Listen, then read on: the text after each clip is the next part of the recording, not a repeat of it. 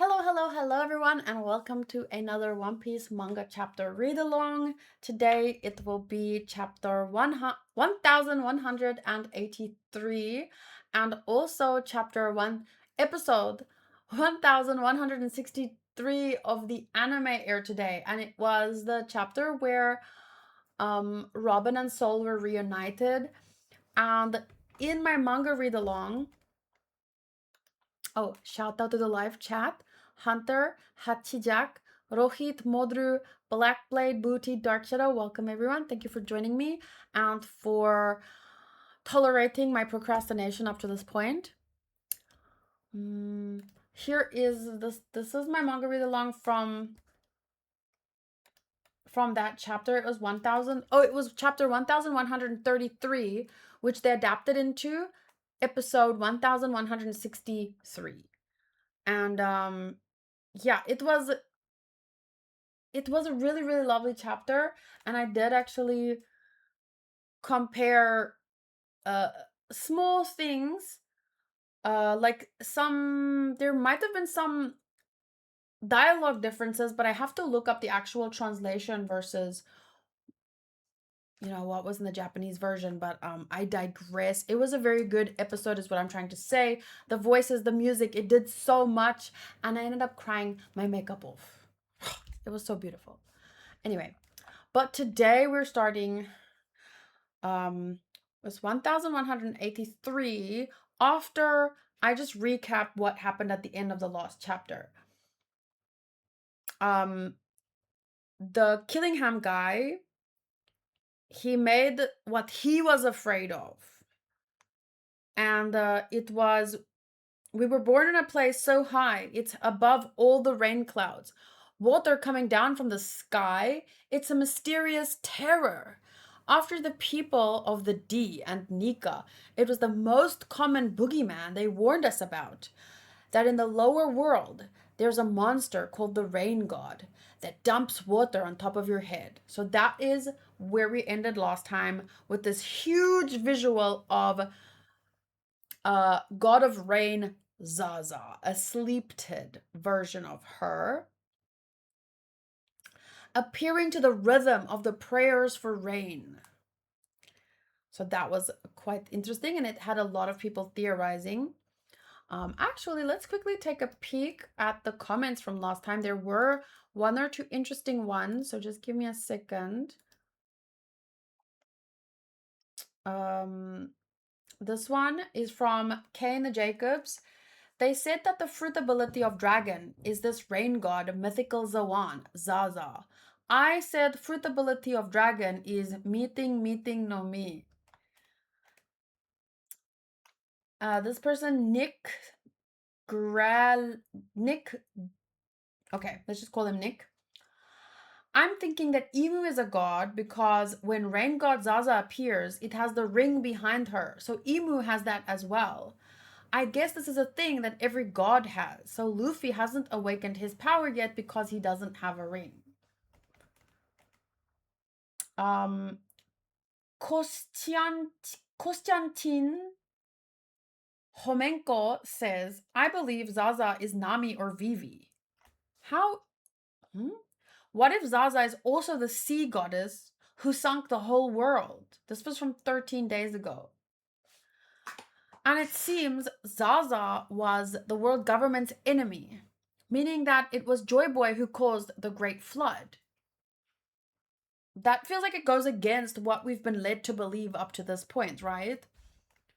Now, speaking about Zaza, what if she was the real goddess in this world, but humanity killed her and stole her powers?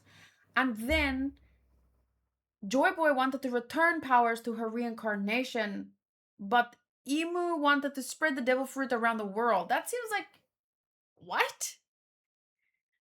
The reason why Emu's Domireverse didn't work on Luffy and Loki is because both of them ate devil fruits by accident. They didn't do it to become powerful. That feels like a little bit,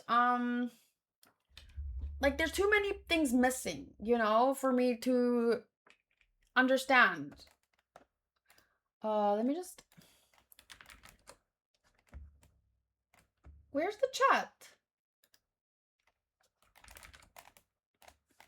the chat is not appearing on the screen. Oh, wait, sorry. There it is. There it is. Okay, so we're just gonna maybe over there.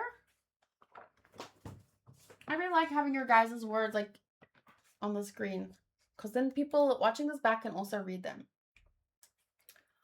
Sorry for the miss. Okay, then at the very last few panels of the last chapter, we had Sanji and Zoro crossing each other and saying, "Get the job done right." And Sanji said, "Same to you." So Sanji was on the way back to the rain god, right? And Zoro was on the way towards where? I do understand that part, that Domi Reversi might not work on them because they don't have greed or as much greed to exploit, maybe. But I was more talking about these things are a stretch. Like I don't understand how do you get to that theory. Humanity killed Zaza and stole her powers, and Joy Boy wanted to return the powers to her reincarnation. Like that sounds like a whole other story. It's too much of a jump for me. I don't really see how you get there. And also, like, Zaza is Nami or Vivi. What does that even mean? Like, Nami is Nami and Vivi is Vivi. What does it mean Zaza is Nami or Vivi? I'm not really sure what his theories mean. But it's interesting to read. It is interesting to read. Okay, so here we go. Ooh, pretty. Let me see. Okay, so wow, that looks so cool.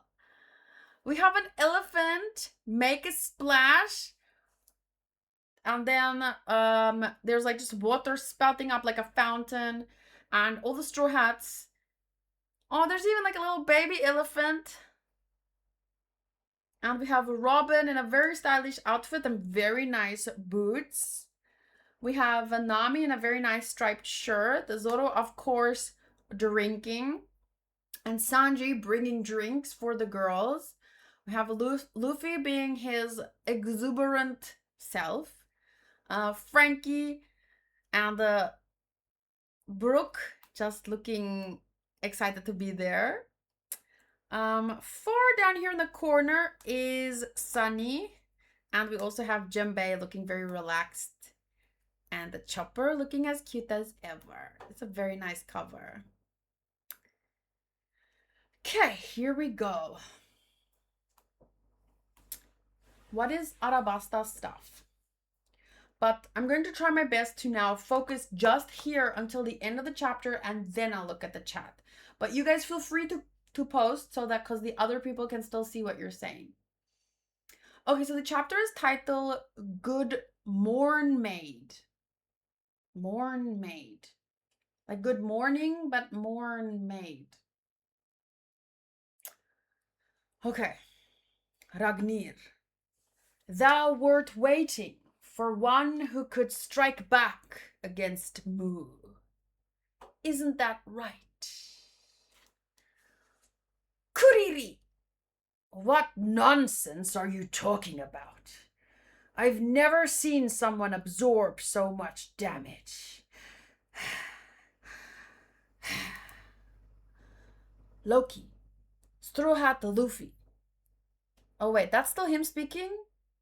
In any case, thou wilt not be my soldiers. So, I shall eliminate thee instead.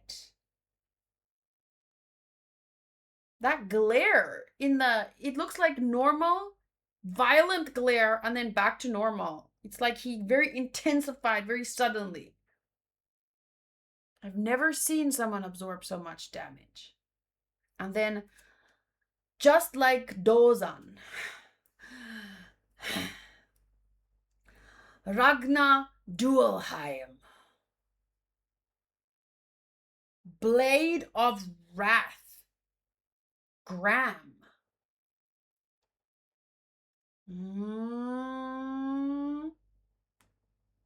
What does he hit here?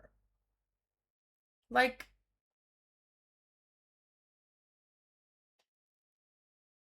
what does he hit here? Like, is it like lightning versus his blade? Okay, Western Village. Take back the children. We're not letting them be taken away. After all we did to save them, if my son is ripped from my arms.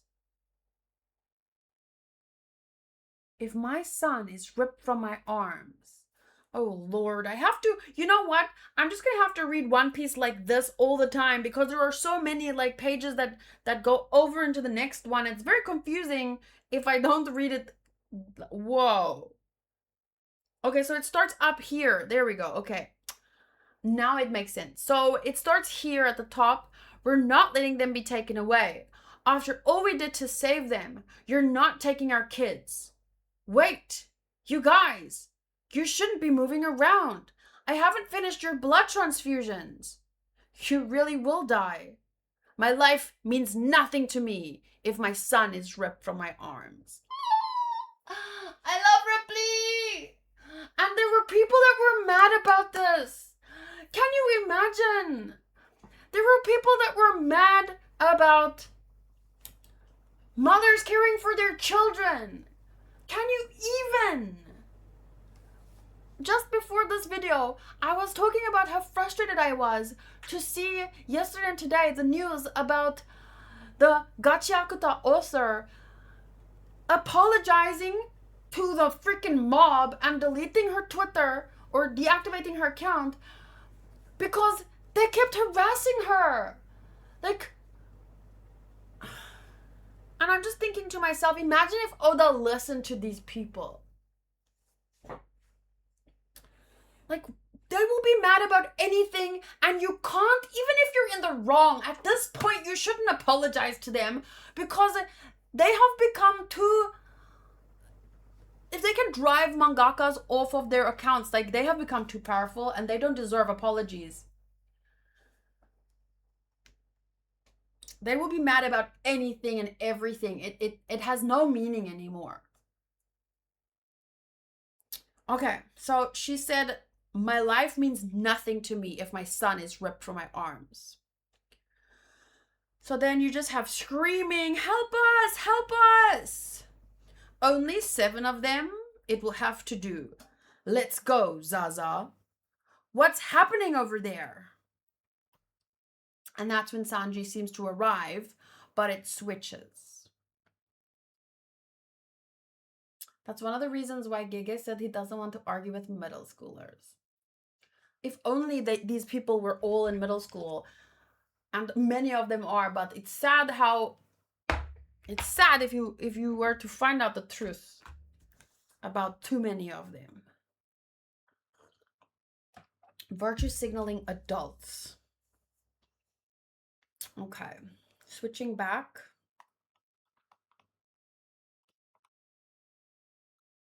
So then, after Sanji arrives, it switches to another scene. The ice where, what's her name? Gunko. She's blocked in the ice.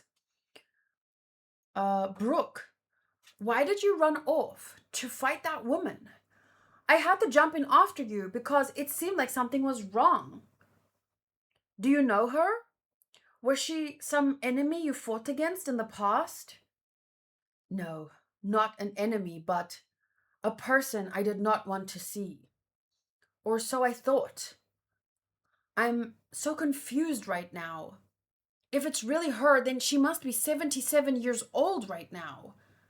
So it must be someone else, right? I mean, she's a celestial dragon. Yes, at the time she was the princess of my homeland, and I lost contact with her when she traveled to sacred Marijoa. Hey, Brook! That chick's still frozen! I can't tell if she's alive or dead. We can just leave her there, yeah? What I'm saying is, she's a celestial dragon who looks exactly like someone you knew. It doesn't change the fact that she came here to attack Elbaf. Yes, but when we were tied up earlier, she was the one who undid the rope.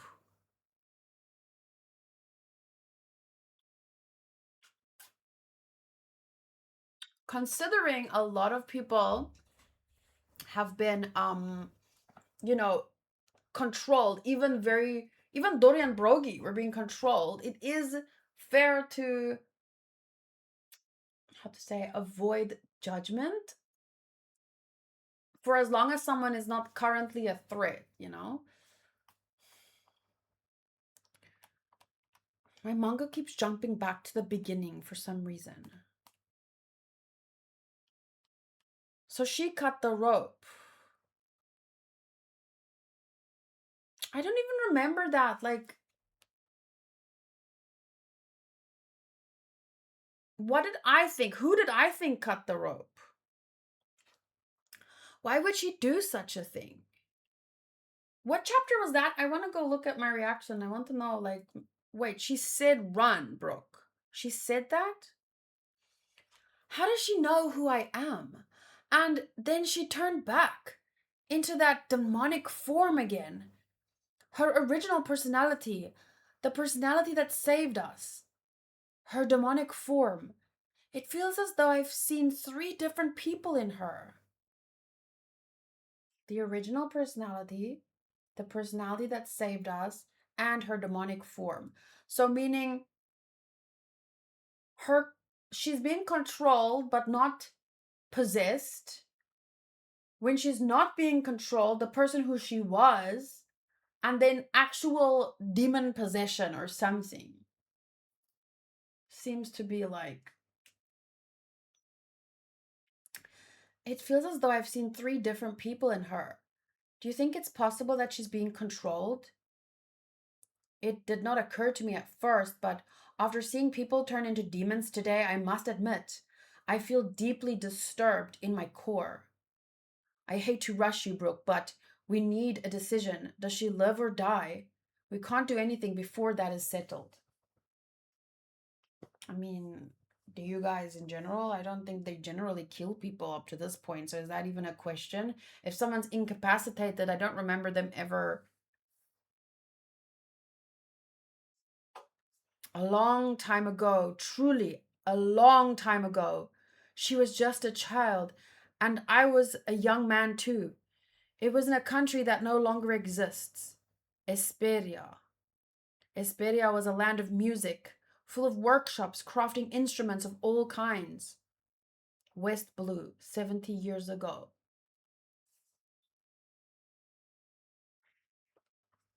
4 a.m. Music playing. Ahem, ahem, check, check. A one, two, a three, four. Wake up at the crack of dawn, and it's a good morn made. The start of a brand new world. Oh, they say there's many seas that can be surveyed, but all I need is a good morn made. Good morning, Esperia. No more waiting for favorable winds. It's time to set sail. How you doing in the back streets? Shut up. I got a hangover. Do you remember that the music island or something with Django? Do you remember there was like a music video or a short or something that I reacted to? It kind of felt like it's that kind of place. Like a party island.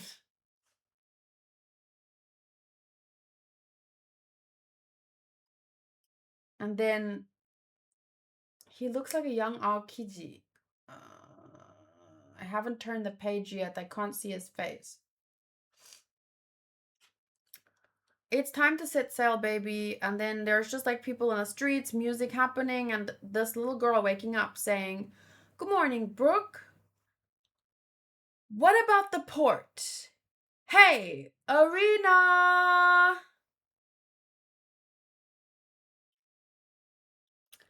Oh, how I wish to see a sexy mermaid someday. Shut up, Brooke! Eee, Brooke, my fave! I hope you get fired from the battle convoy.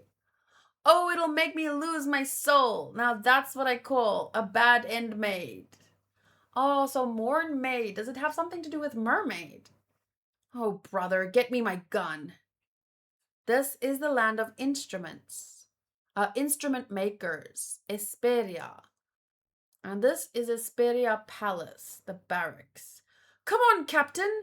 Teach us how to do your quick draw techniques. It's not fair that Princess Shuri gets all your attention. This is pathetic. What do you think I'm teaching you now? Learn the fundamentals before you dream.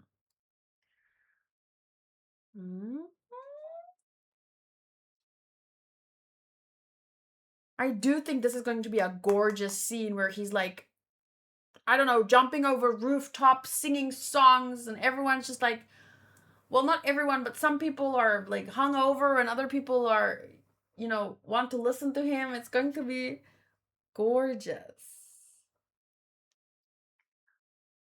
I wonder what's for dinner tonight. I'm starving. Gather up all of the crew.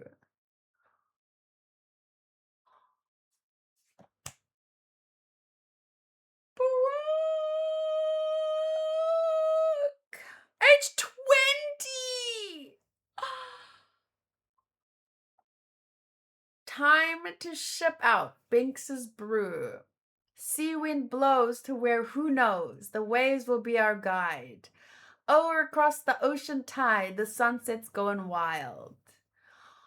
Oh, look at little Gunko. See the sky, birds singing and circles passing by. I worked hard today. You think I got any stronger? Just like Mama. Kingdom of Esperia Princess, Shuri, age 7. Look how fancy he looks. Very fancy. When he was introduced, I just accepted, yeah, perfect, a skeleton, part of the crew. Like, it was almost normal to me at that point. I didn't even think about, I never wondered, and then we got that backstory with his crew momentarily. And now we're getting even further back. Like, this is the reason why I got so angry when I heard someone say something I was always purposefully inflammatory. One Piece should just end already. Like, fuck you! No! Say you don't like it. Say it's too long for you. Say you'll read the end because you can't. You don't have you have the attention span of a. You don't like long stories, but do not put those words out into the world. The rest of us want this. The rest of us could read 1,000 more chapters. Just because you're rushed for the end. This is the story of a lifetime with characters that even make me cry. It is a personal offense if you tell me that One Piece should just end already. I will take offense. Not like for real, for serious. But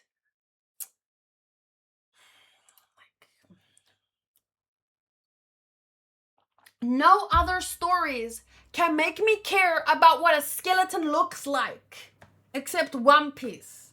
Only One Piece can do that.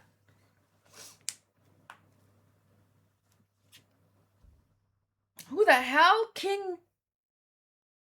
Yes, Her Majesty is very powerful. Oh, Queen Candel, light of my life.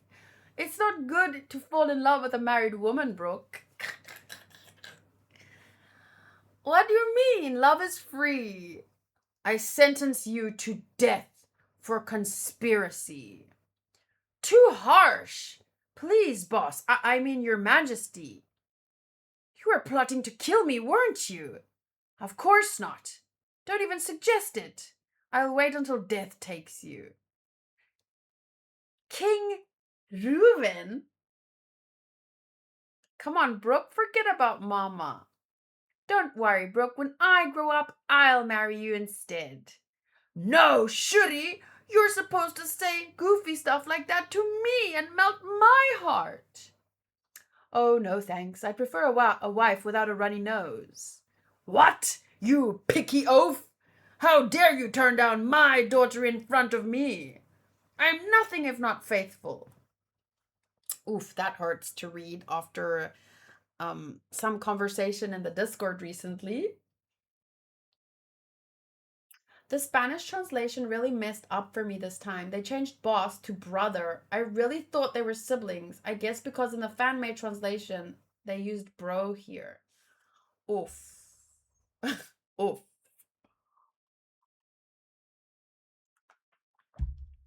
That's a bad one. So she clearly has like this very doting father that, on one hand, doesn't even want his kid to joke about marrying Brooke, but on the other hand, how dare he turn her down? They seem to have like a funny relationship.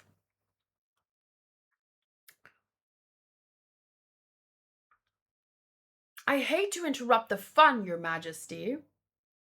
There's a gang on horseback riding through the city from the port. Some of the battle convoys in town, but they're outnumbered. We've sent more from the castle, but I don't think they'll make it in time. What are they after? They've been shouting for Queen Candel, who is enjoying an opera in town. What? Is it the Moulon family? Yes, sir. They've been after Candel for years. When did they land at my port? Send word to Candel not to leave the opera house. The opera house's transponder snail is on silent mode during the show. Do something, Brook. They're going to kidnap Mama. The Moulin Rogues. I thought it was Rouge.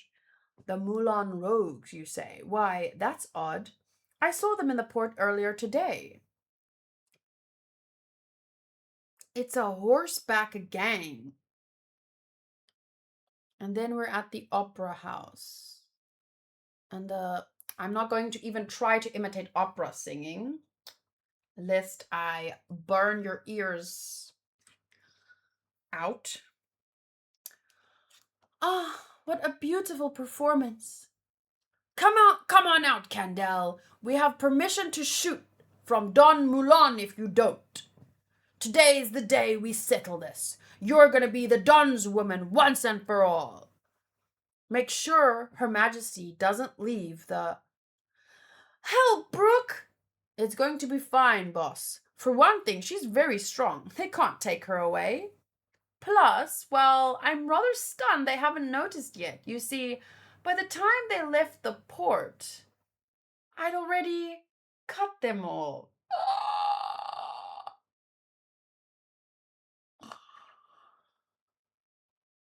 What just happened? Is this one of those they were cut already things? Damn! 3 pace hum notch slash. So it's like one of those things. I see. Look! There's Her Majesty! What a beauty she is!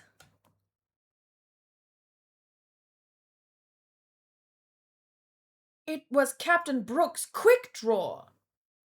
70 years ago, the kingdom of Esperia harbored two great stars.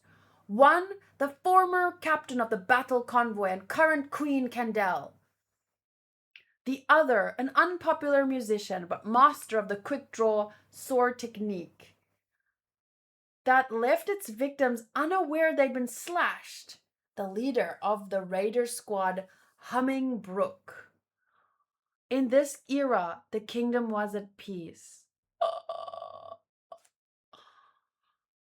How is Usopp fans are gonna be so mad. Elbaf is like Robin's moment. It's Brook's freaking moment. And then everyone was just expecting it to be all about, oh, I'm so sorry to you guys, but it's what, like, you never know what to expect. You never know what to expect with Oda. Wow. Queen Candel. The former captain of the battle convoy and current queen. She is sparkling. Everyone loves her. in this era, the kingdom was at peace. So she was the captain, and then the king probably fell in love with her, and maybe she liked him. And I don't know, how do you turn down a king? I don't mean like, I mean like, he looks a bit rough and tumble, but he doesn't look. Is he trimming hedges? Wait, in his introduction, is he trimming hedges? He looks like he's this classic evil guy, but he's not. Cause I feel like a woman that strong would not be coerced into a marriage.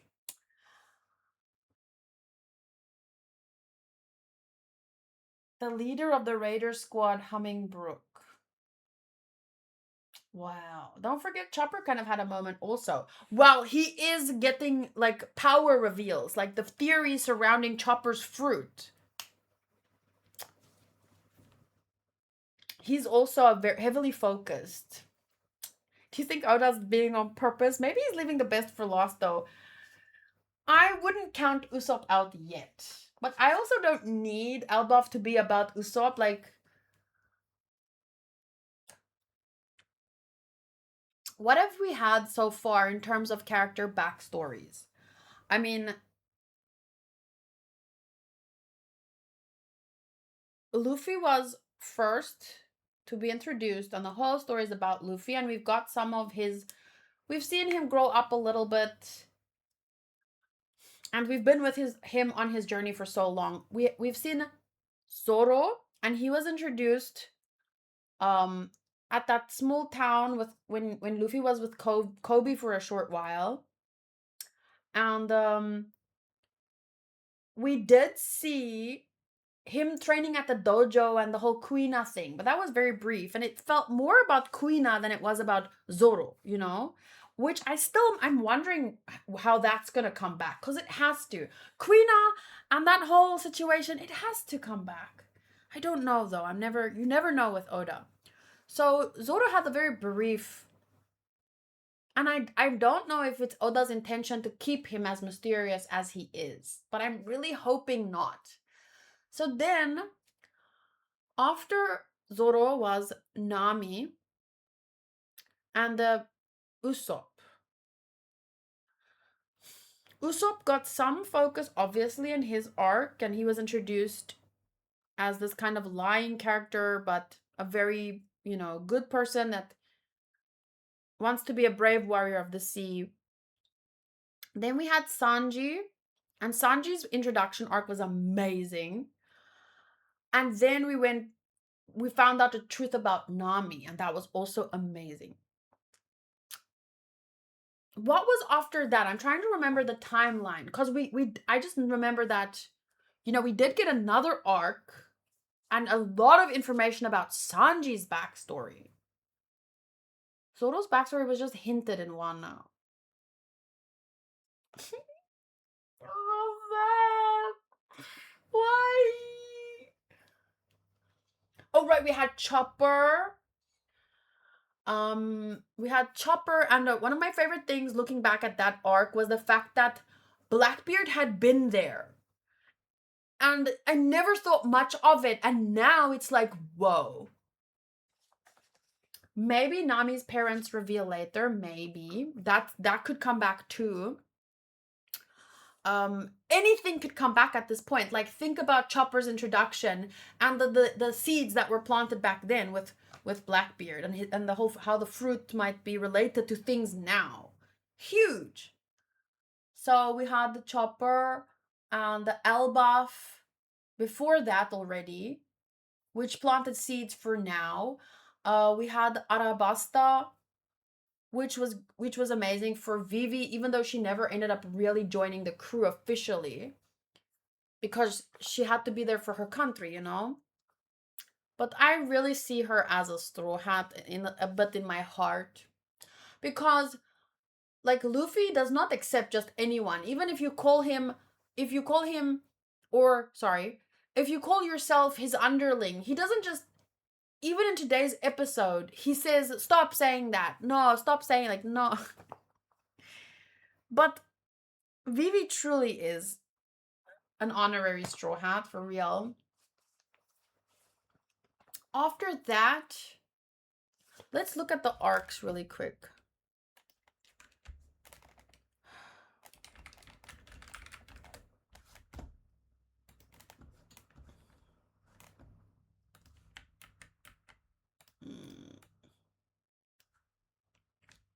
I don't know. Okay, we had the pre-time skip, the Grand Line. East Blue Saga introduces the core crew as Luffy gathers his first members, Zoro, Nami, Usopp, Sanji, and heads to the Grand Line.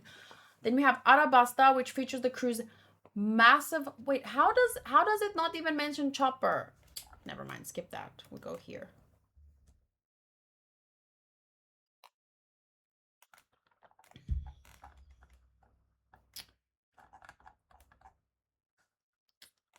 Romance Dawn, Orange Town. Wait, it goes like this, right? Yes. So we had the Romance Dawn, Luffy, and Zoro.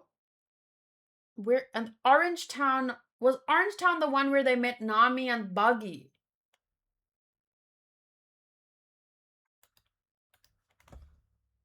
Yes, and the Syrup Village was with Usopp, and oh my gosh, Kuro was such a great villain. Then we had the Bara Tea with Sanji, Arlong Park with Nami, Log Town, which introduced Luffy's dad, sort of at the end. Log Town was very great. We had Warship Island. Oh, the filler, that was lovely. So then we had Reverse Mountain. Whiskey Peak was great. You know, the whole Luffy versus Zoro debacle. Just for show. I think that was literally just for entertainment purposes. That was funny.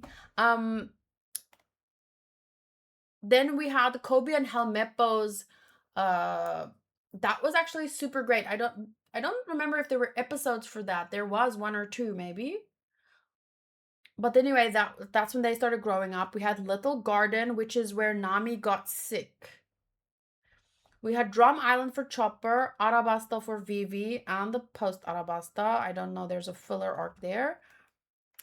After that, we went to the most phenomenal, one of my top three favorite arcs. And honestly, you could even say it's my top two because Romance Dawn it's just is the introduction, so it will always be my number one because without Romance Dawn, nothing else exists. So that will just always be my number one, but anyway.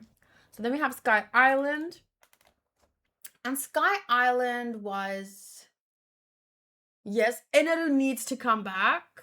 Or at least... Oh, but Eneru needs to come back, but I don't know how to... How would that happen? I just can't imagine, you know? But even if it's just for the lore. But I would love if he comes back. So we had Bellamy there. We saw Blackbeard there. We actually met him, right? We went to Skypia. The G8 filler was amazing. So that was really about the history and expanding the world. And yes, see, for Roger, more than for the Straw Hats, it really enlarged, like, these East Blue Saga or whatever it's called and Arabasta, it was really about their adventure. And this showed me how big this world can really be. Because we even had the Calgara and Nolan backstory there, which it was not, there weren't even Straw Hats present, and it was so engaging, and it showed me really the depth of the story and the potential for the world. Okay, so we had all of that. Then Water 7 was Robin's. And Frankie. Sorry, I forgot. Frankie, but also... Okay, so Water 7 was hinting at Robin's, but it was introducing Frankie. And then Eni's Lobby was Robin's, which... Today we really saw the full circle of her arc. Like, it was amazing that... Like it's not like it's over, but it felt like I had closure. Back then, it was the first time that I started to feel that the anime is dragging. I started to feel the pace for the first time in 300 episodes. I was starting to feel like Enies Lobby specifically, it's almost 400 episodes where I got really annoyed, and we had the whole Sanji thing that overshadowed some, and I wasn't attached to Robin yet, you know? She kept herself distanced. Thank you, Hanku. She kept herself distanced, and like understandably so, and there was a lot of mystery around her character.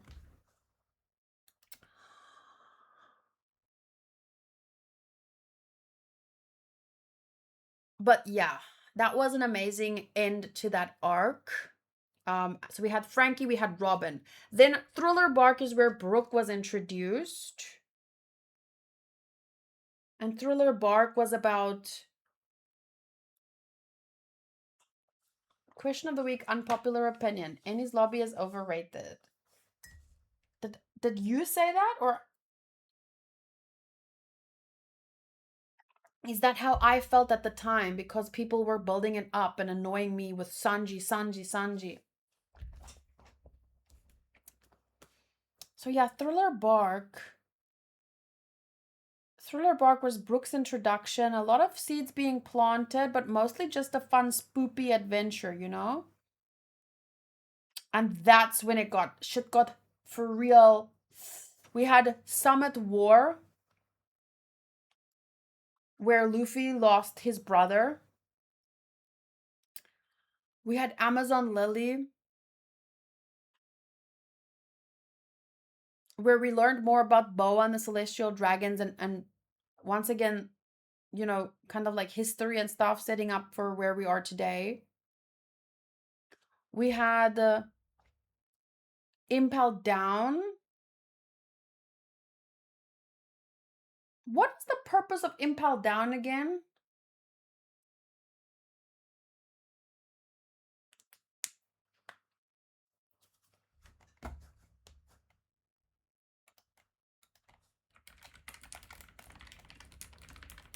It was a sit up for Battle of the Best. You know what is the team called? Buggy, Crocodile, and Mihawk. What are they called again? Characters breaking free, but why were we there? What? Let me wait. Give me a second.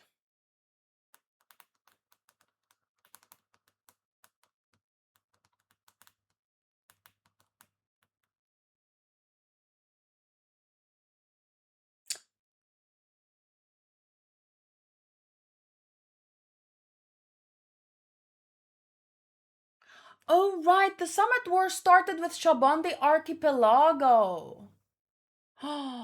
with the green-haired mermaid.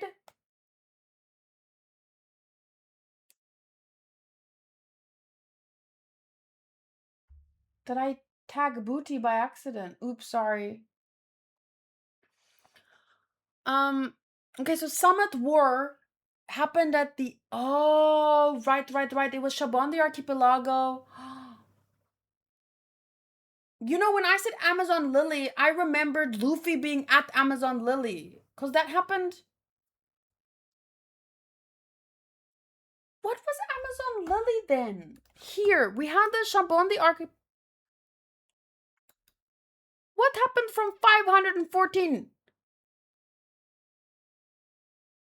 to 524? What happened here?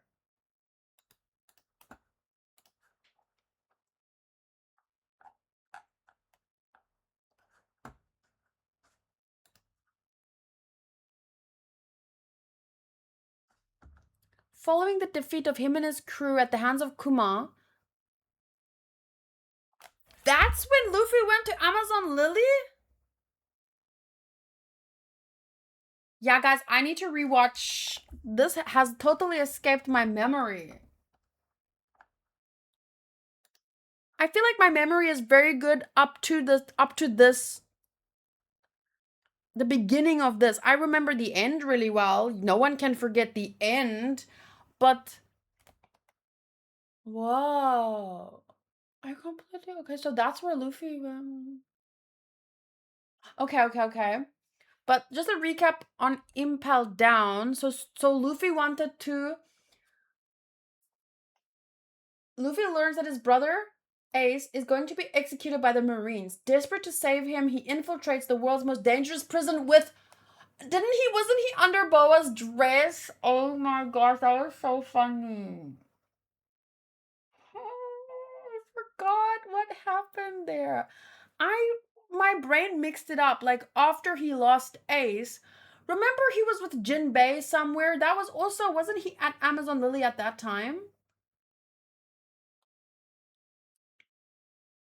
So the notable levels were Forest of Blades, Beast-filled prison, extreme heat starvation, burning hell with magma-like heat, freezing hell, secret hidden paradise run by the revolutionaries, and hidden level for I remember that where the scissor guy was, Inazuma or something.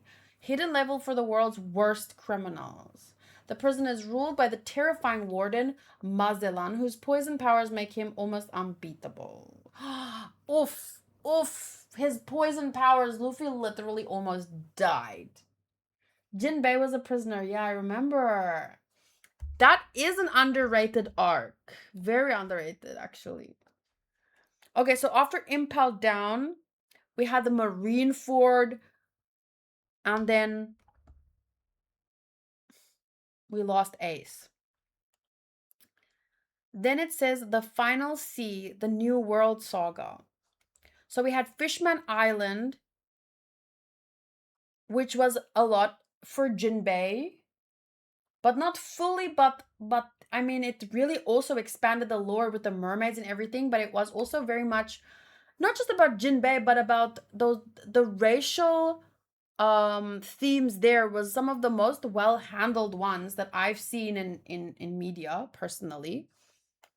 We had Dressrosa, Punk Hazard, Caesar, and the Dressrosa. That focused on. We got like to understand a little bit more about this. We had Law. Ooh, Law's backstory is one of my favorites. Like with how everyone got sick and they even though they knew it was making people sick, they didn't care, and then they just basically after everything went to shit because people started learning about the illness and stuff and they were asking questions, they literally just burned the town down in their wake and the Law escaped. I don't really like that was a lot for Law's character, but there were great moments. We had the Rebecca, but as a whole that arc it lacks some of the flow that I remember from some other arcs. All right, we had Sabo in between. Where? Where did we have the Sabo, Luffy, and the Ace backstory?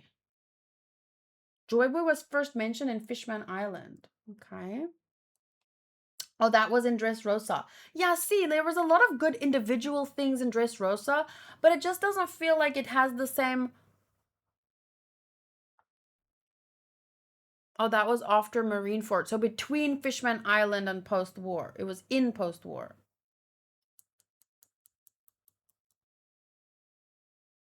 Okay. What is Z's ambition? Was that the movie? Z's ambition.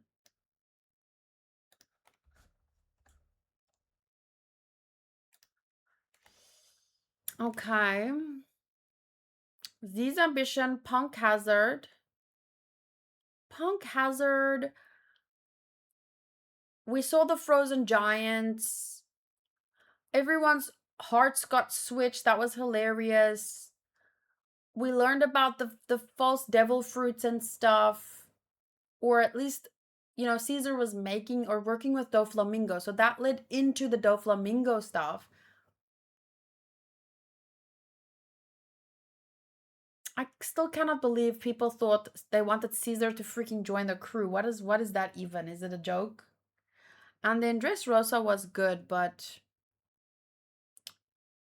that leads into Whole Cake Island, which had a lot of wedding cakey.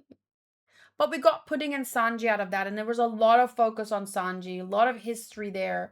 I highly doubt, some people theorize that Nami will be like a princess or some royalty, but I highly doubt that with Sanji already being, I don't think. The thing is, though, she did come from somewhere and she was saved by Bellamere, but both Nojiko and Nami.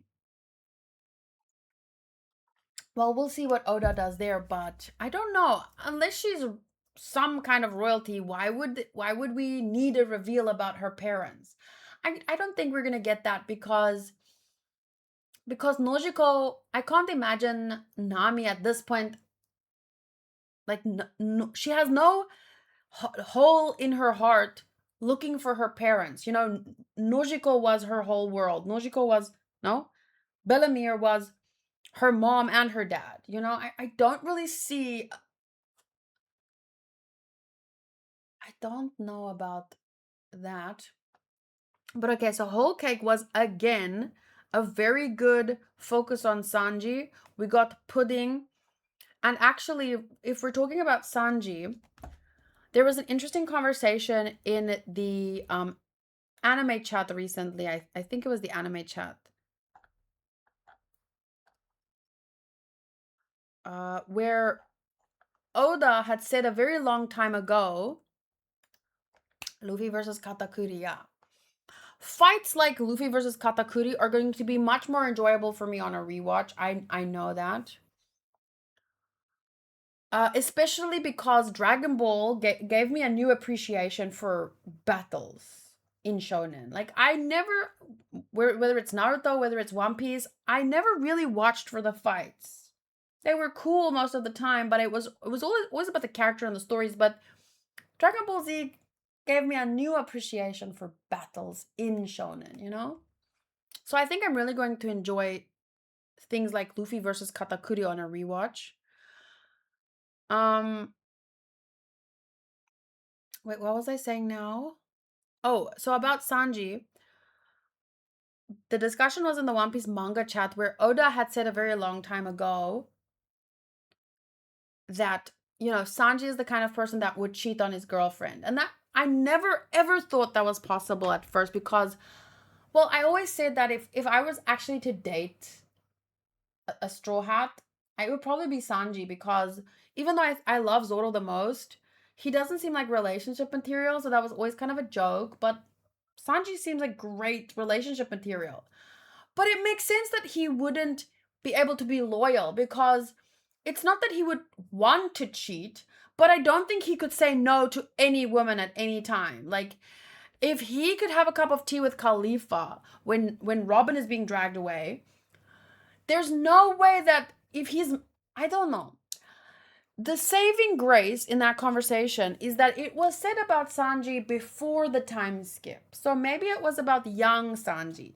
So my new cope is that adult Sanji, the Sanji that has met and fell in love with Pudding, even though he doesn't remember, that Sanji won't cheat. He won't. Even if a woman throws herself at him.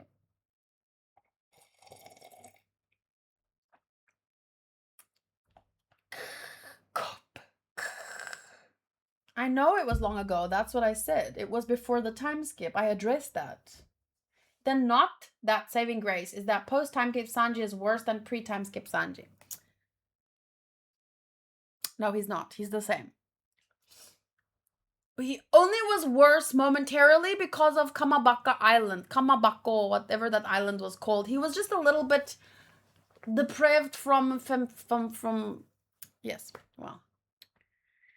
So anyway, Whole Cake, we had a lot of great things, but I'm trying to remember character focuses. So it was a big arc for Sanji especially. Then we had Wano, and I really expected it. the way that people feel about Elbaf and Usopp, I feel about I felt about Wano. I really thought like, oh yeah, samurai country. This is where Zoro's gonna shine. Sure, we got some hints. Don't even talk about Pedro.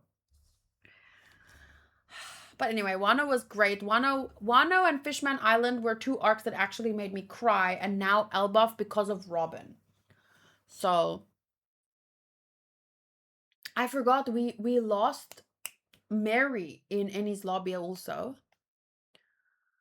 So then we had Egghead and now Elbaf. Egghead once again there was no character focus necessarily. Oh, actually, sorry.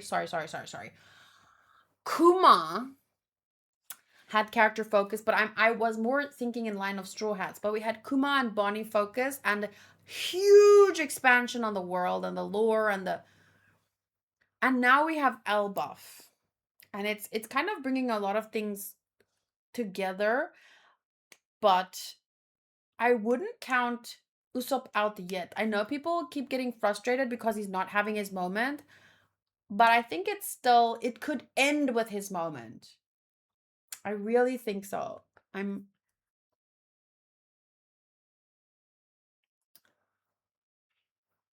okay, but so far this is where the conversation started. So far when we were introduced to Elbaf, there was a wonderful moment for Robin and Soul. This was their reunite reun, reunion after what 22 years or something. It wasn't long, but it was beautiful. And I mean, Elbaf went where it's it introduced the freaking emu. It's the freaking fight. At least the beginning of it. So there's just not hasn't been time yet. Oh my gosh! And I mean, we had that whole backstory also.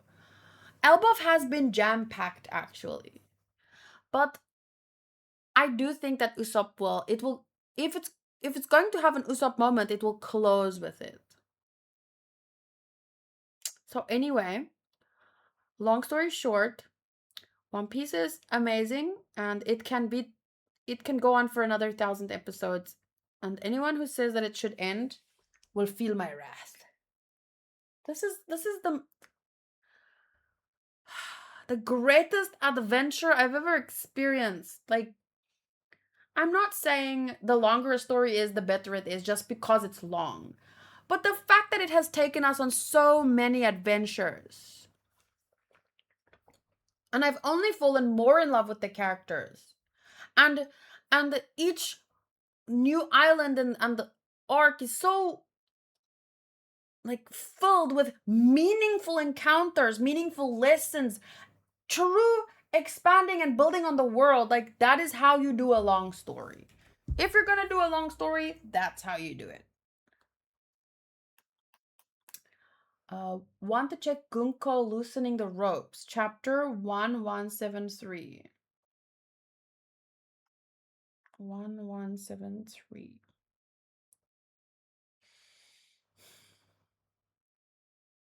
Okay, so chapter 1. What was the title again? Good Morn Maid.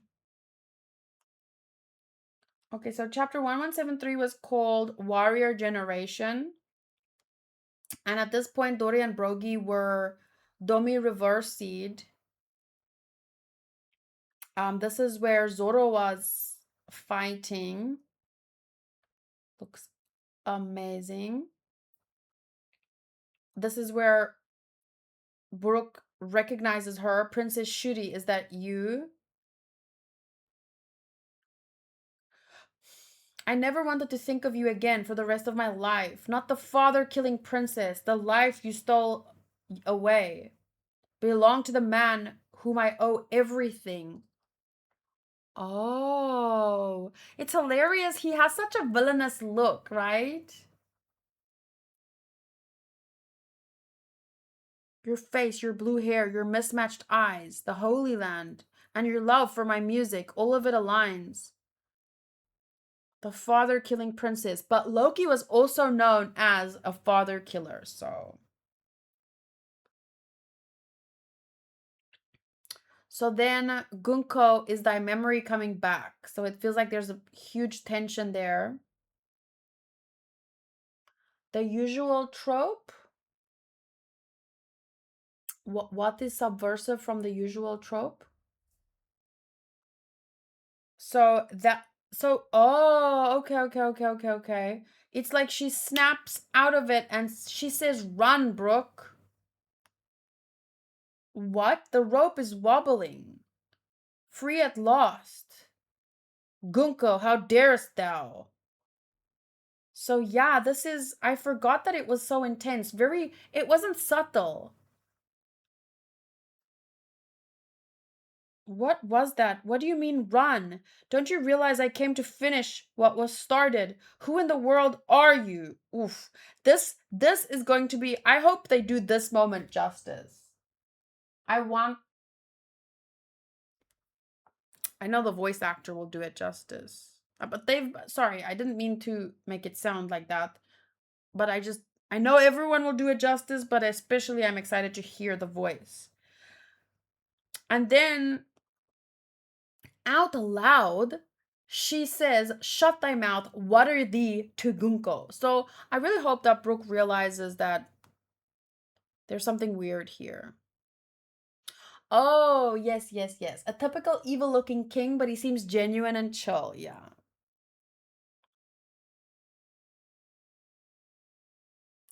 So yeah, it definitely wasn't subtle. It was um very obvious that she was being controlled in that moment, although I wouldn't blame Brook if, he didn't realize it. Because she was really far away and it was really chaotic. So I'm going to take a look in a second at um the comments on Discord and then also maybe some tweets. And if you guys have any thoughts or questions, theories, feel free to share it.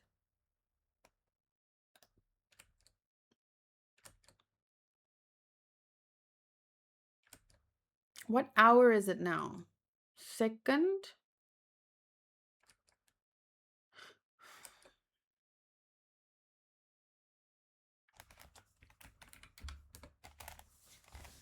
Oh, first. The Good Mermaid is a callback to Fishman Island, chapter 653, page 3 if you want to see, okay?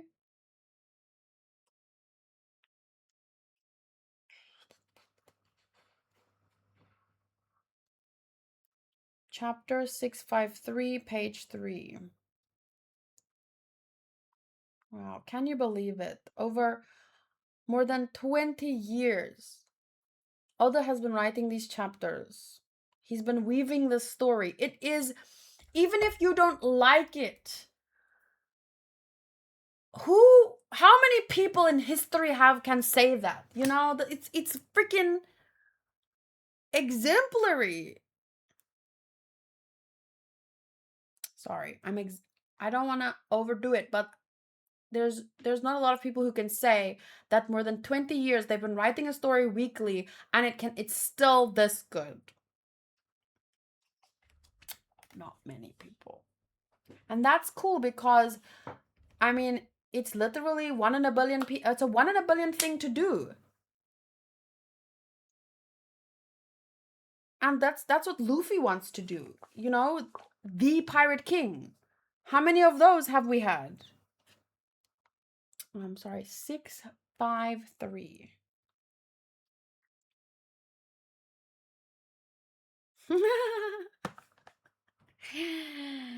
What's her name again?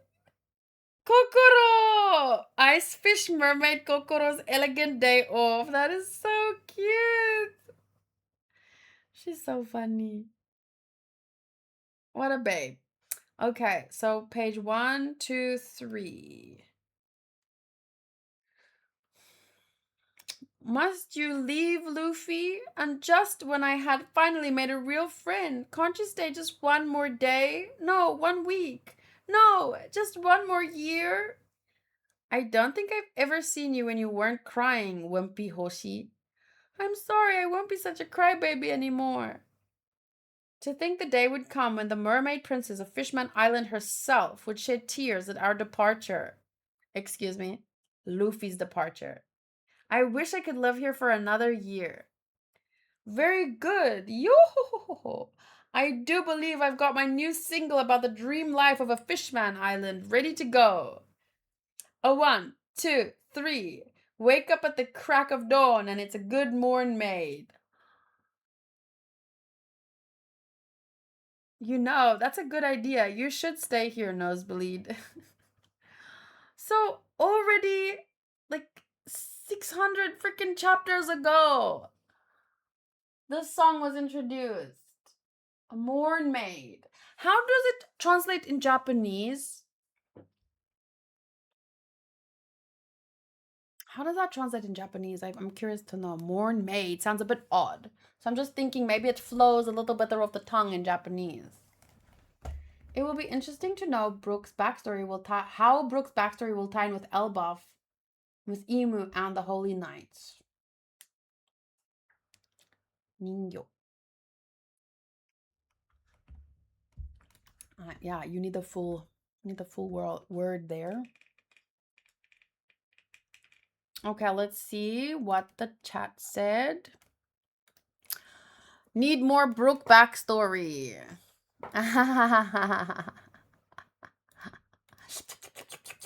Happily drinking. Also, Brook and his king look like a fun skit combo to watch. Even better than that the king takes up trimming the hedges himself. A real man is a man who gardens. That is true. Okay, well, I really shouldn't be showing the pictures. So I should remember I shouldn't click Tiago's post because it's literally whole pages, and that's what I'm trying to avoid here with these videos. Then my dad is the manliest. Mine too. Brook, we're in a hurry. Decide, do we kill her or not? Brook, it's been 84 years. Shame, leave Brook alone. And it's not like what's Jinbei even talking about? They don't kill people. What does he expect Brook to say? Yeah, let's kill her. She's incapacitated. Cut her throat. I don't know, Jinbei, how you did things back with Big Mom, but this is not Big Mom's crew. I wonder if Queen Candel is actually secretly a holy knight sent to destroy the country like God Valley. That would explain why Gunko is a celestial dragon now. No! No!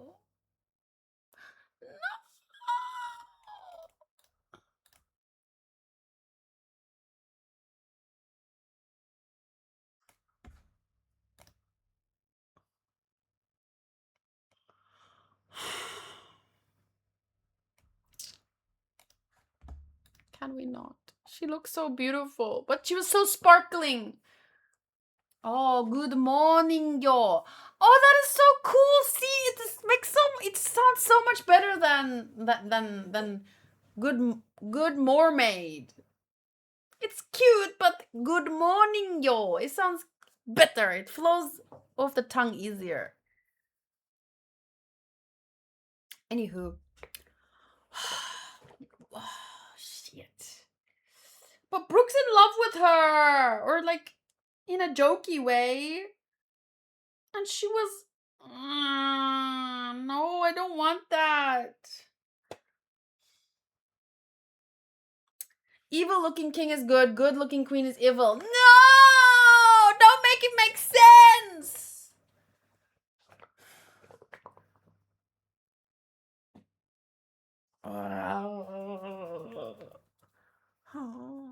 And then she took her daughter and then... but where would she... No. Brook giving some Prince vibes. Yeah.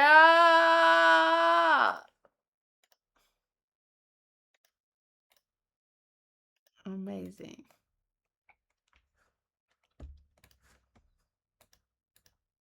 Oh my gosh!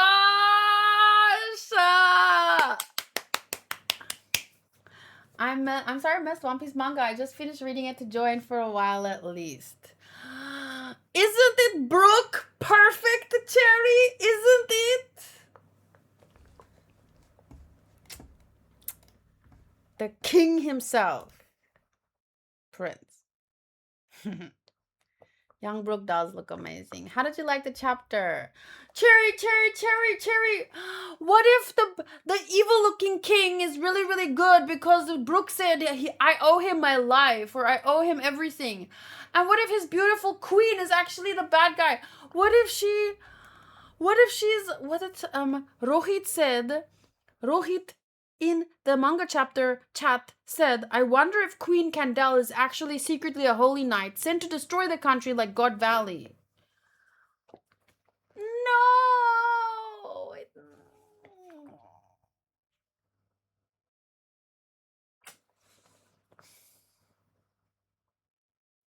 I was thinking that, why did Oda put so much sparkles? And she's so strong. But a woman can be strong without also...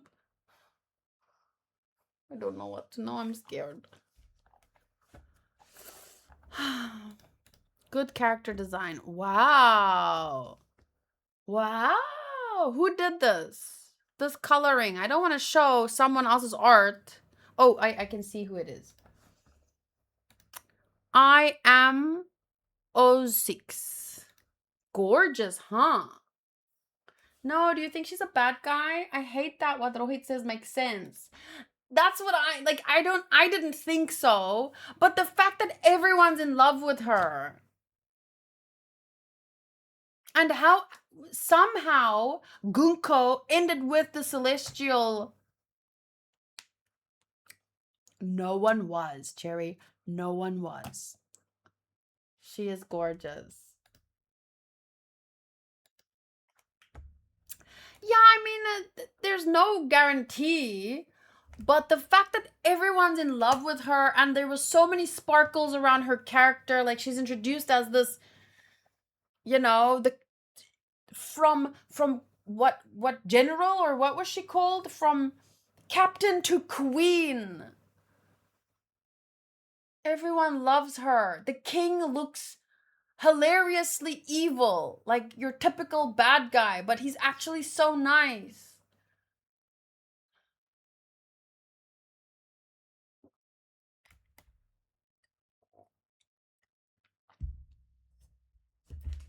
I learned in Nippon Sengoku this pattern. I will not be surprised. What is Nippon Sengoku?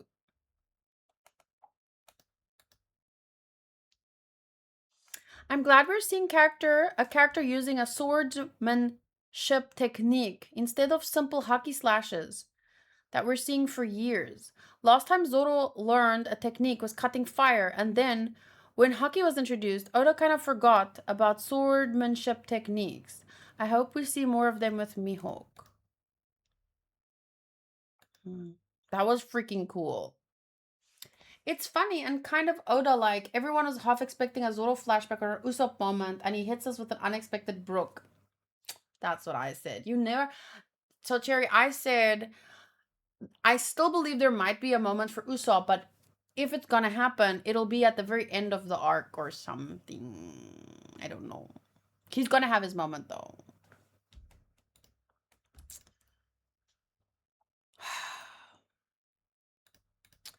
We never see Brook slicing people and then half a day after the slices take effect. Yeah, that's like, it seems like a technique. Like, it's like he can control. I get what you're saying. Cause remember other times they're like, okay, when are you gonna come at me? I already did. And then boom. Like in the moment. Whereas this, it's like he can somehow Oh, I don't know, but it's a cool technique. There's something to it.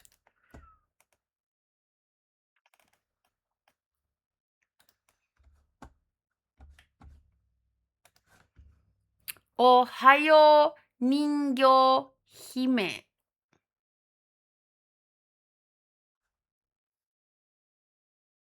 Keno ohayo ningyo. How did you say it earlier? Good morning yo.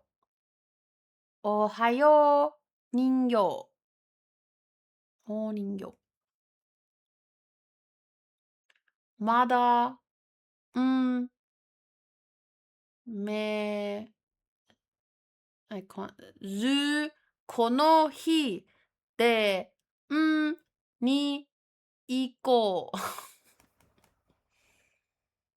It's a seasonal anime from the season about politics in Japan. think I think didn't I react to a trailer or something? But yeah, a Brook flashback is welcome.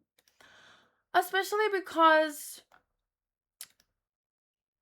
like I said earlier, we were going through all the different arcs and which characters were introduced and had focus at what times. Like Sanji has had two kind of huge arcs about him and they were wonderful. So it's especially nice to see something more about Brook because when he was first introduced, I never for a moment like batted an eyelash really about a skeleton joining the crew. Like it was hilarious for a second and then he just became part of the crew. Next thing I know, I'm almost crying my eyes out for freaking the whole Laboon moment. And I didn't think it I wasn't even expecting to get a flashback about a skeleton. And then we got the crew and Laboon connected to, from after Reverse Mountain. I never expected that. And after that, I didn't expect to get more. And now we're getting more.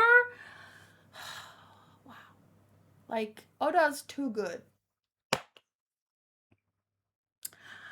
And Cherry, rage with me. There was really someone who said that One Piece should just end already.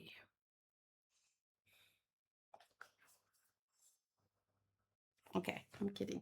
Okay, let me quickly take a peek at some. If there are more, there's always these interesting theories on X, and it goes far too vast for my skills because these people have probably folders of notes, Ooh, the first tweet that I see is from Anime Updates. The One Piece anime remake chief animation director and character designer Kyoji Asano at the Wit Studio. We repeatedly traced Oda Sensei's art. After 2 full months of thoroughly studying his style, we finally achieved the level of quality that even the director was satisfied with. Whoa! So they practiced and practiced. And this is the picture that is added. Oh man, this is gonna be freaking wild. I'm ready. I'm so ready. Okay, wait, what was I doing?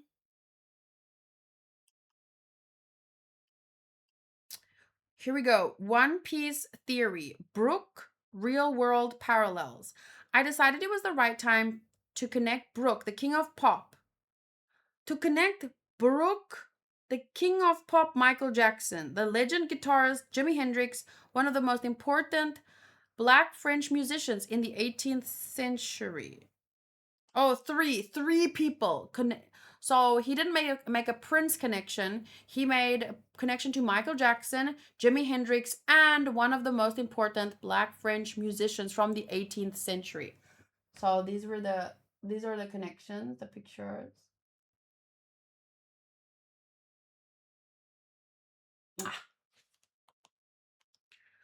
Before we jump into the theory, I would give. Don't blame me. Their grammar is a little bit atrocious. As much as I love their theories, I've struggled to read sometimes. Before we jump into the theory, would to give early indications of why now we in this musical part of Brook flashback. All began with Emu's arrival and the trees and houses and making rhythm and sound. Zaza is doing the exact pattern of displaying music. During this, the film of King of Pop was released. Makes sense why Oda is fully heading into the musician Brook flashback. The time is right. Oh, right. There was a new Michael Jackson movie that was came out recently, right? I wonder if he's saying if he's theorizing that Oda did it now because of the movie coming out, or is it like it's just a cool coincidence?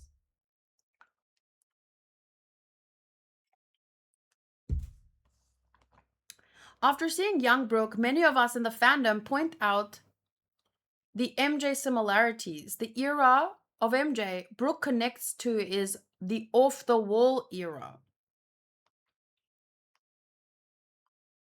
So Brook being the second key character that parallels MJ, with Django being the second that connects to the MJ bad era. I'm bad.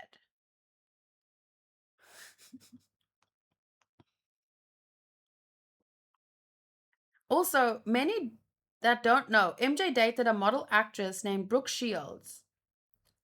First name similar to Brooke.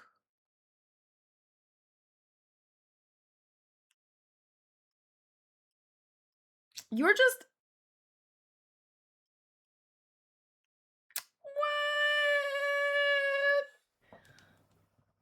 what? Okay, so there's Michael and Brooke Shields.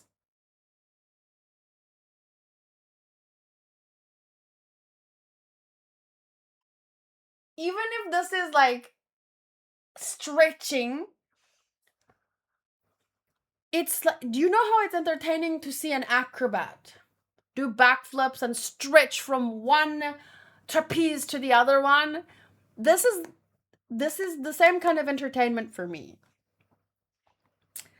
Now we go to Brook's second real life parallel, one of the greatest black guitarists of his time, Jimi Hendrix. Black has nothing to do with it. One of the greatest guitarists of his time. Period. This legend is someone we already knew from a long time, that parallels the good old Brook. So it's just like pictures like this and like this. But I mean, what it was truly amazing about this, Jimi Hendrix made a song called Voodoo Child. We can connect this to Gunko, someone that was influenced by black magic voodoo, and her sick name Gunko, known as War Child. Huh?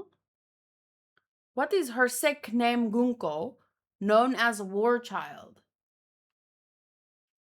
For one of the most crucial and important parallels, known as French black musical legend Joseph Bologna. Great composer, violinist, opera, fencer, and more, known as the legendary Black Mozart. I don't I feel like self-conscious talking about their race the whole time. But it's not me, it's just like we know Brook Island has an opera house. He definitely is a main inspiration for Brook, especially when it comes to the fencing and swordsmanship. He was a French violinist, conductor, composer, and soldier of African descent. Moreover, he demonstrated excellence as a fencer, an athlete, and dancer. His historical significance lies partly in his distinctive background as a biracial, free man of color. Joseph Bologna was the first classical composer of African descent to attain widespread acclaim in European music. He composed an array of violin concertos, string quartets, sinfonia concertantes, violin duets, sonatas, two symphonies, and an assortment of stage works, notably opera comique. I feel like all this is a huge stretch. Did you not hear what I just said? Did you mute me for like 2 minutes when I said it's about as entertaining as watching acrobats, you know, It's just fun.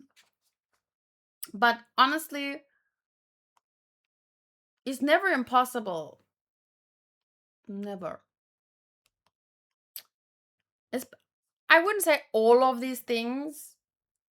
Um, like the Brooke Shields one is entertaining just because it's looking for coincidences, right? You'll find them if you look for them. The Jimi Hendrix one, I mean, it could just be said that, Brooke is inspired by black musicians, famous black musicians. It's totally. But then you have a fencing musical legend, composer, violinist. I mean, stuff like that makes me think, yeah, it could be. We don't know. Joseph Belloni was truly a one of one talent of a French black man. As a young man, Joseph won a major fencing competition and was recommended to join the military branch, aka Lifeguard Brigade, by the king at the time, Louis the 16th. True that, Black Blade. True that.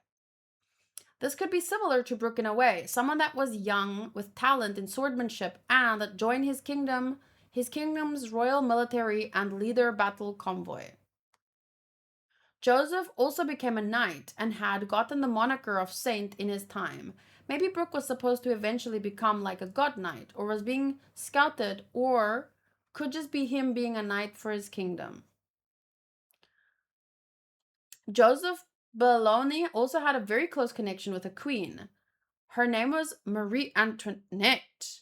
They would play music together and perform. This could be a true connection and reflection of Brooke and Queen Candel.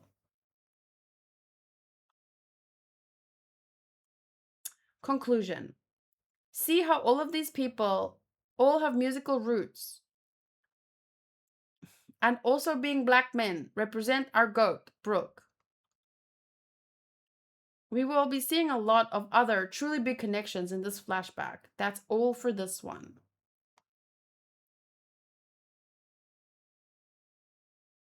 He is Howard Stern. They both rock an afro. They're both massive perverts. They both wear iconic sunglasses, and Howard calls himself the king of all media, and Brooke calls himself the soul king. From a visual standpoint, he straight up looks like Howard.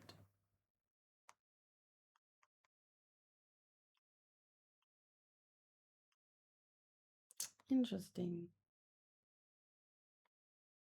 Okay, let me just find.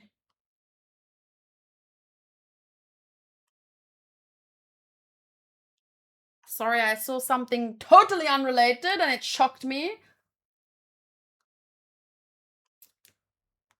Let me click this and see what other theories are out there. OG Human Tripod says, ain't seen a fully clothed female in One Piece since Tsuru. Shout out Candel. Um, Three Skull Joe says, something that we've all been overlooking. Brooke said back in Thriller Bark that Thriller Bark is an island originating from his homeland. The castle of Esperia Kingdom is the same castle as we see in Thriller Bark.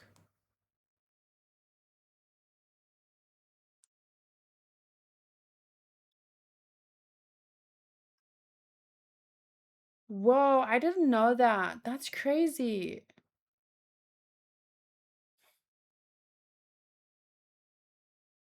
Momo's mom was also fully clothed. Momo's mom?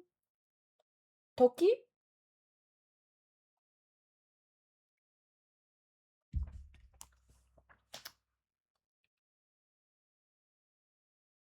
You know what's really funny to me?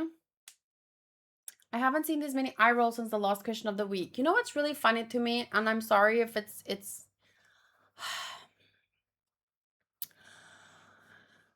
a few weeks ago, people were mad at Oda because warrior women dare to care about their children. Oh, he's like reinforcing stereotypes. Women are not just caregivers. why does he have to make this about the, like, there was literally a man, oh, like, I don't remember his name, but he's one of the new pirates.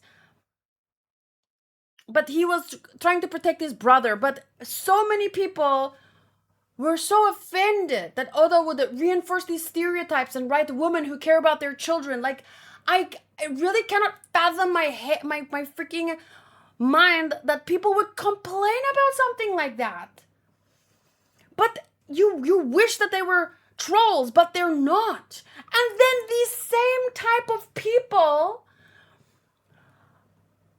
want women to be fully clothed, like women showing skin. Oh, he's sexist. He's just using women as objects. Like, pick a fucking lane. Women are not allowed to care about their children, but they have to be these badasses conquering worlds. Who gives a fuck about family? But also, don't you dare show some skin. How about he okay, I'm not gonna say that, but because it's gonna be offensive. What will make these people happy?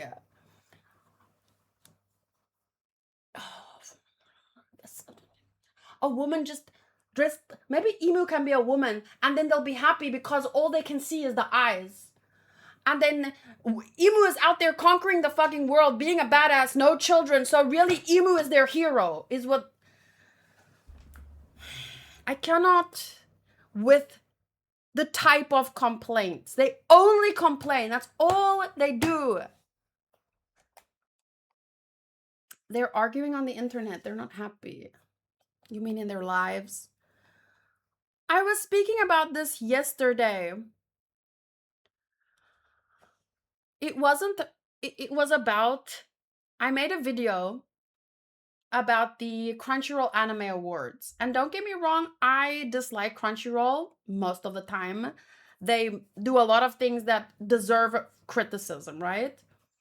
But this was an award show. They're very open about how they choose the winners and this and that. See you next time, Hachi. Let me read to you. I'm glad I didn't block this person, even after they started calling me names, because these are the kind of people that really exist out there. So he was saying that Crunchyroll is not a credible source or entitled to host an award show for anime because they base their judgments on poll votes, which are... most of the voters are voting for their favorite anime without any objective analysis. The poll vote should be considered a minor portion of the awards, blah, blah, blah. And he says it should be considered to be a panel of judges. Like, he wants judges, professionals, to judge these competitions. So I said to him that art is subjective and it doesn't matter who the judges are. Some people would cry about the results. It's like these people. No matter what Oda draws, these people are looking for things to cry about. As long as they're open about how the nominations work and how the winners are chosen, you can take it with a grain of salt. It's not trying to be a serious award show. It's just for fun. They had music, they had people dressed up, whatever. Japan has many of their own competitions and prestigious awards. Some things are just meant to be interesting and fun and encourage discussion. But instead, it's often overshadowed, and this is what I really want to say. These things, these stories are far too often overshadowed by people who complain constantly rather than actually adding to the conversation. So I just asked him, what was your favorite anime? Why do you disagree with some of the results? Can you please add constructive thoughts or wallow in your misery elsewhere? And he was talking about how it should be objective when judging an art. Not anybody can be an expert on art or any form of art. And that's why there are art galleries and stuff. And he said IGN is more appropriate to host an award show because they developed the games.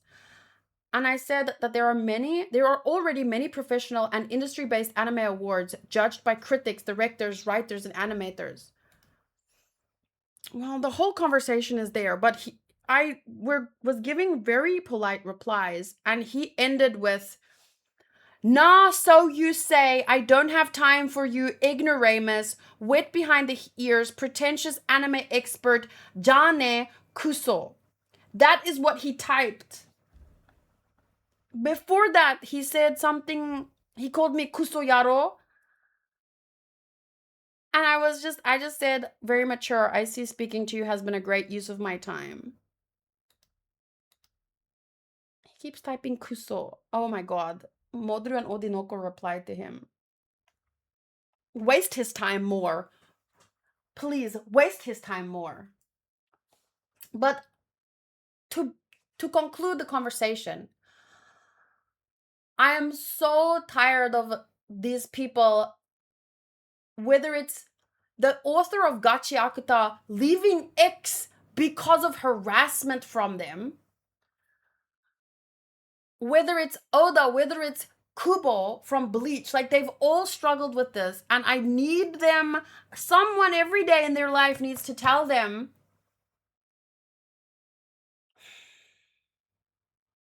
that, I don't know, I can't summarize it, but I hope these people just don't affect them. They're everyone can give constructive criticism. Everyone has opinions. And we all know our opinions don't matter. We just talk and have fun. But there are certain people online, and they're getting louder and louder. And I just need them. I wish I could. They should be made to say their freaking opinions like I am. With your face. Show me your face. I want to see them so I can understand what's going on in their head. I want to know, are you a real person? Are you for real? Okay, but I am getting angry. I apologize. It's just that it's too much. And they're getting too much power, because how could they make a mangaka leave their account, you know? Like, she couldn't handle it anymore. And this is after her manga won an award. The anime has been winning awards. Why do these people have so much power?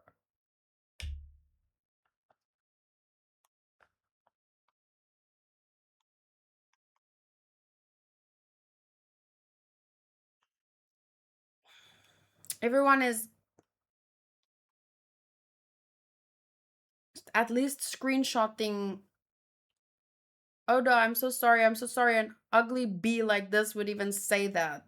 And they're showing like all the amazing, diverse, and the fully dressed characters, but it doesn't even matter if every character had a short skirt or whatever. Like, the irony behind it is just that one week you have people being mad that women are caregivers, but now we're supposed to I'm not allowed to be a caregiver. I'm an empowered woman, but also, God forbid, I show skin.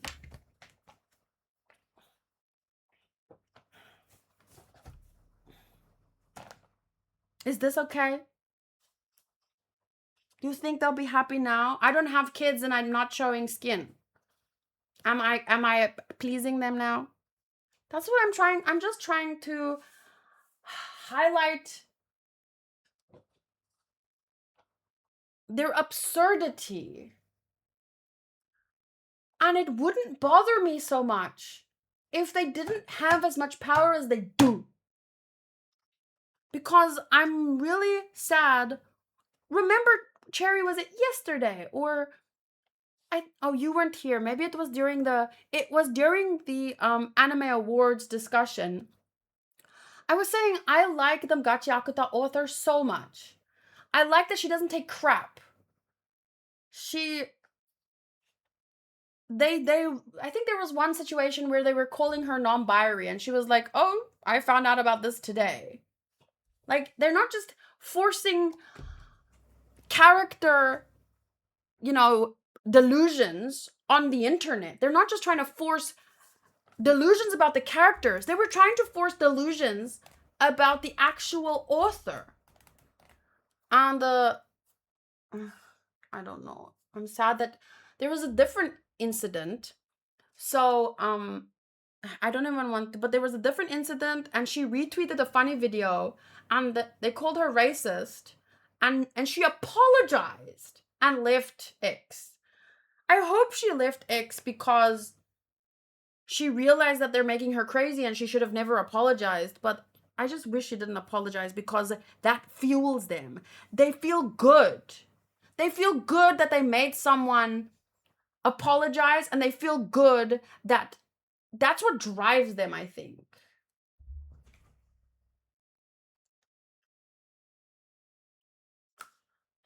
Let me just quickly read Cherry's message. You know, it's so funny that you can never make it right for anyone. You read a comment on your past question of the week video about all anime being sexist. Do you remember that? I maybe? Vaguely? Saying how it's sexist that Tsunade, a strong woman, is single. And I kid you not, I had just read a thread on I remember that from a few weeks ago. Yeah, they were mad that why is such a strong woman single? Or I don't even remember what their problem was. I kid you not, I had just read a thread on another manga that I'm reading.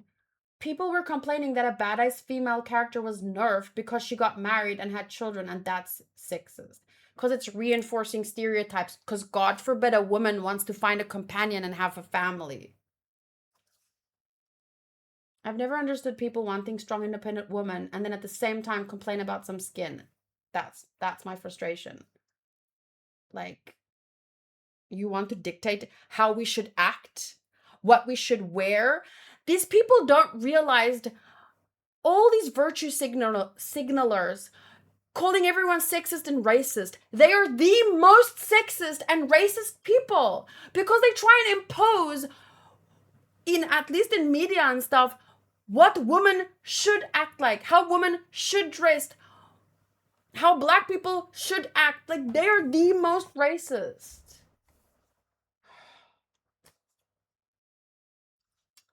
If someone doesn't fall in line with their exact way of thinking, the only thing that they can do is name call in order to try and shut them down. And it might have worked in 2024 and 2025, but let me just say that the pendulum is starting to swing back, and it's always going left and right and left and right, but I crave the middle. I need those people to sit their fucking asses down. I don't need the other side to get their jollies either, but I'm tired of it being this side. 2024 was 2023? I don't know, but there was a rough time out there. That's exhausting. It's a problem everywhere, I guess. Some people don't deserve the internet. The Jujutsu Kaisen mangaka said he's staying away from social media so he doesn't have to argue with 13-year-olds. Someone mentioned that earlier, yeah. About his own manga.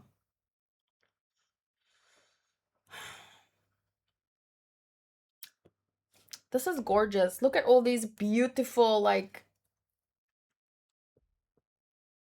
designs, outfits. Like, this is Oda's work.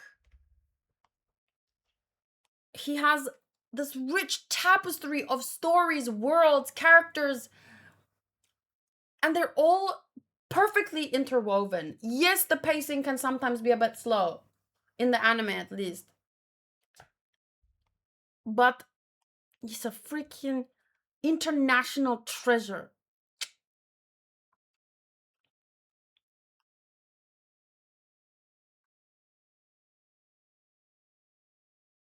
Let me just quickly see something. Where is my saved? I don't know how X works anymore.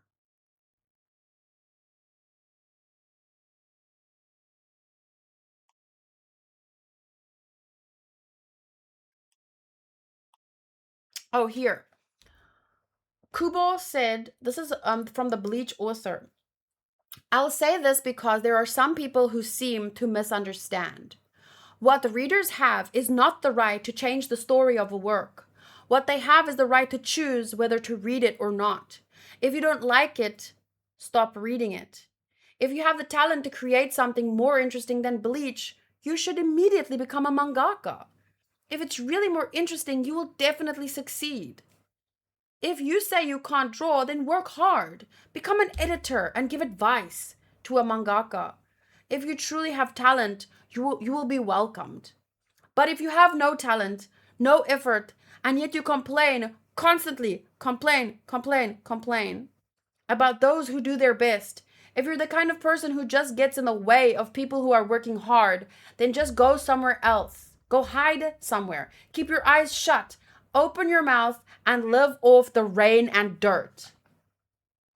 I didn't even read that last part. That's wild. I'm going to start I'm going to start sending this to people. I don't think he has a problem with people sharing opinions on his work. I think any person, no matter what's out there, if you bake a cake, some people are going to think it's too moist. Some people think, oh, whatever. Sharing thoughts and discussing things and being passionate, I think that's why people create art, right? It creates interesting discussions. But if all you do, which many of these people do, no matter what they write, is like you can go through these Twitter accounts. It's complaints. It's like that's how they farm engagement. They love it. So maybe talking about them this much is. But anyway, I think I'm going to stop talking about them and start. Like, I need it to be like an alert. I press a button and it just pops up on the screen. If you have no talent, no effort, and yet you complain about those doing their best, if you're the kind of person who gets in the way of people working hard, go hide somewhere, keep your eyes shut, open your mouth, and live off the rain and dirt. Damn! That's wild.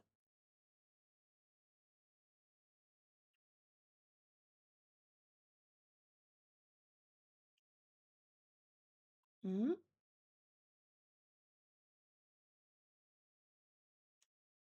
You need to start a page of quotes to copy and paste into responses.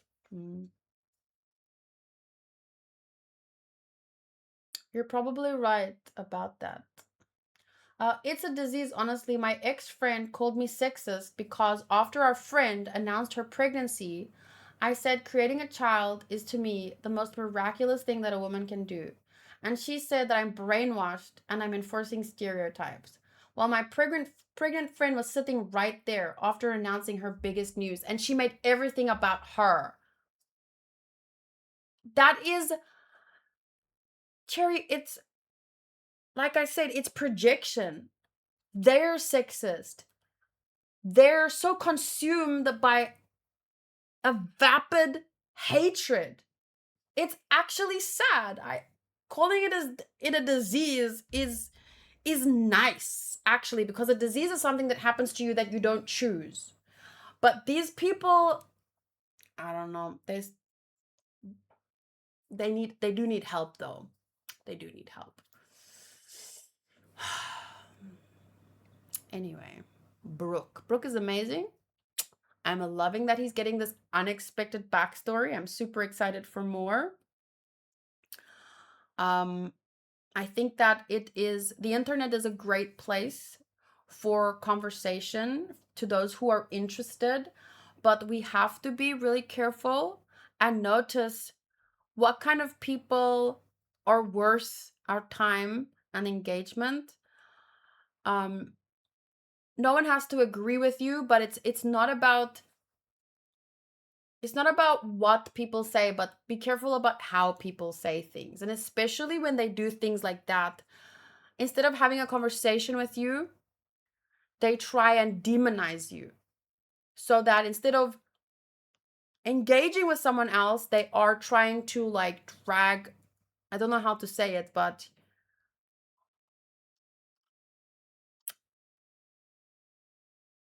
I don't know, but they're it's like this projection. I don't appreciate it. Even if she really believed that, there's a time and a place to share that opinion, and it's not it's because they have no respect. They have no how to say, self-awareness. If she had, maybe it's jealousy too, maybe. But I think it's a serious, it shows a serious lack of self-awareness, but also meaning in their lives. Um if you're busy doing something with your life, you don't have time to go around the internet and just complain. You don't have time to make a friend's pregnancy announcement all about yourself. It comes from a deep lack of meaning. Our lives in the first world, for the most part, have become very easy, and we like to point at other parts of the world and, I don't know, judge how people do things and what people believe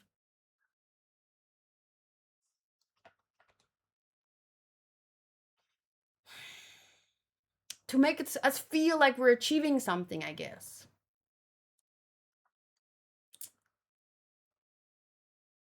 She's definitely lack, because I think she said that and she felt really proud about herself, like she somehow helped the woman of the world.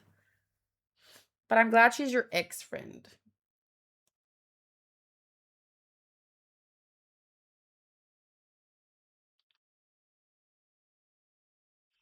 I won't be there to see it. Someday she'll need to grow up, and I bet when that day comes, she's probably going to send you a lengthy apology text. Okay. But any final thoughts? I'm very excited for more of Brook's country. I'm very excited for more of this Candle character. I think I'm very worried by the fact that she was introduced to be so sparkling and loved. And that contrast with her husband, like it does seem to be setting up some kind of twist. And now I'm really worried. But I really love that we got introduced to Gunko at such a young age, and I would really love for her to be freed from Emu's freaking clutches. Actually, the world needs to be freed from Emu's freaking clutches. But let's start with Gunko, because, but damn, she's supposed to be 77 years old. Final thought: Oda is the GOAT. One Piece is the greatest adventure, and I'm excited for Brook's backstory. Mugiwara says, I like how young Brook looks, strikingly similar to baby Blackbeard. I'm sure it means nothing. You think so? It's crazy to think Brook is 97. A wise old skelly bones.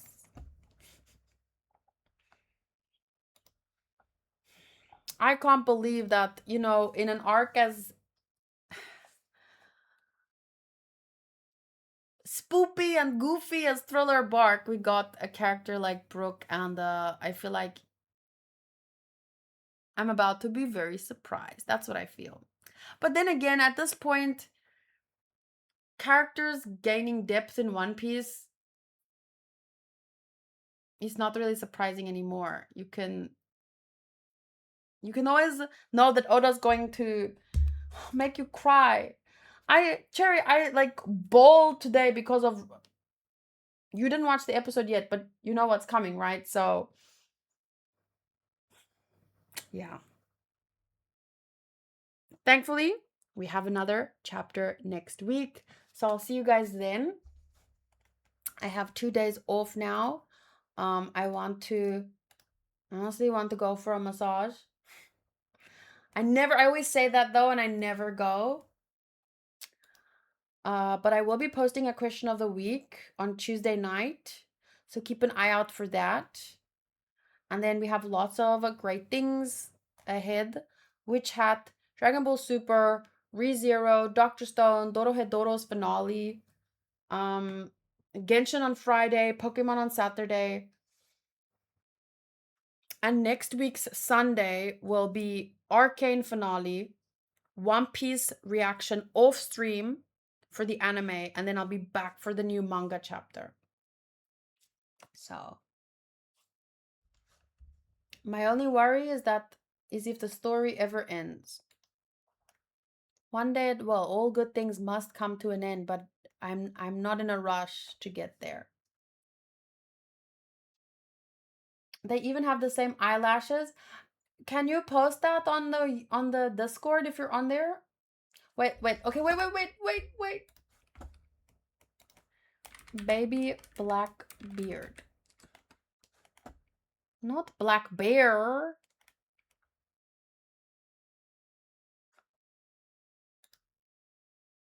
Oh my gosh, they're showing me black babies with beards.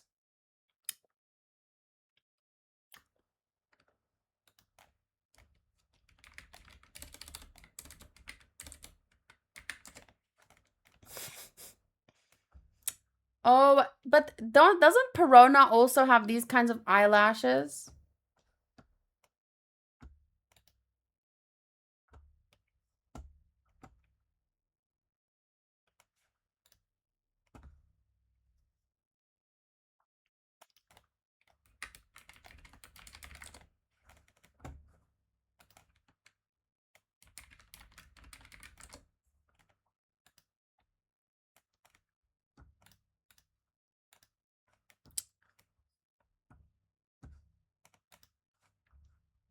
I see what you're saying. I see what you're saying. But you know how a lot of females in One Piece have similar features because that's how Oda often draws females. He has hundreds of different designs, but some females have specific features that overlap because it's also the mangaka style.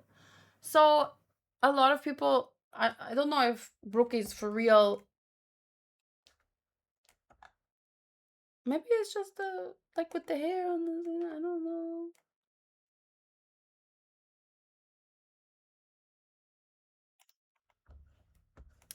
Someone said here, how does Brook know about the Holy Knights? One Piece theory.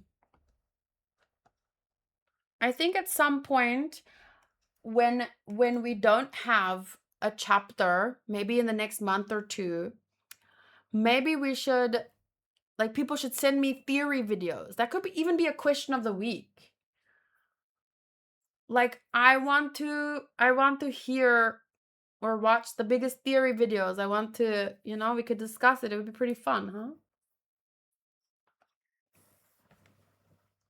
I'm excited for next week. I'm talking about Genshin. I think it's trying and succeeding in getting me back. I was on 50-50. I got Nicole on 10 petty. I tried for Durin since I had more wishes. I won the 50-50 again and got him on only 48 petty. Yeah. Yeah, that sounds like it's meant to be. You're so lucky. Congrats on getting Nicole.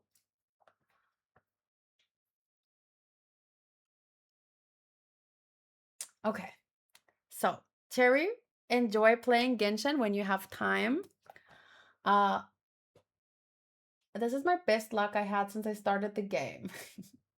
Oh, it feels good when you win the 50-50 twice in a row and so soon.